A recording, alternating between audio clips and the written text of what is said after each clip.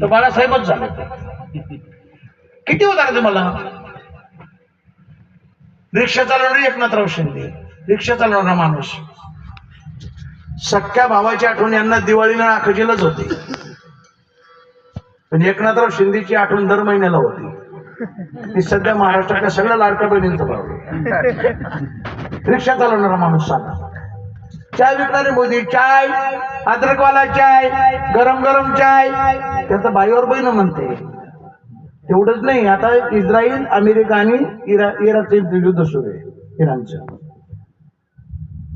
दररोज संध्याकाळी आपल्या भारतातल्या पंतप्रधानाला फोन येतो आणि आपल्याकडनं सल्ला घेतला जातो.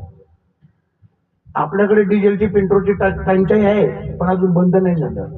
बाकीच्या बऱ्याच देशांमध्ये लॉकडाऊन लागलंय.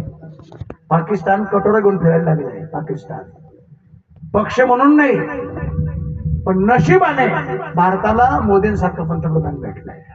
नाही पक्ष म्हणून नाही सांगत, माणूस म्हणून सांगतो. साधा चहा विकणारा माणूस. 5 वर्षापूर्वी जरांगे नावाचा माणूसच कोणाला माहित नव्हता. वजन 32 किलो 800 ग्रॅम. 9 पत्राचं घर तेव्हा. आता काय मला माहित नाही. ती केस मोठी म्हणून डोकं मोठं, डोकं एवढंच. पण ते काय आयडिया सुचते बरोबर माणसं फिरवली. आता जसं आपण बाबांचा भाऊचा फोटो माऊलींच्या त्यांच्या बरोबर लावतो, तसं शिवाजी बरोबर त्यांचा फोटो लावतो. काय माणसाची कधी प्रगती काय सांगता येते का कोणाची. दीर्घकाळ टिकेल नाही टिकेल तो भाग नंतरच आहे, पण माणसं आली ना जागावर. बरीच अशी माणसं आहेत. तुम्हाला किती माणसं सांगेल मी. तसे मी आता बरीच माणसं फोडली. आता काय म्हणतात देवकर संत,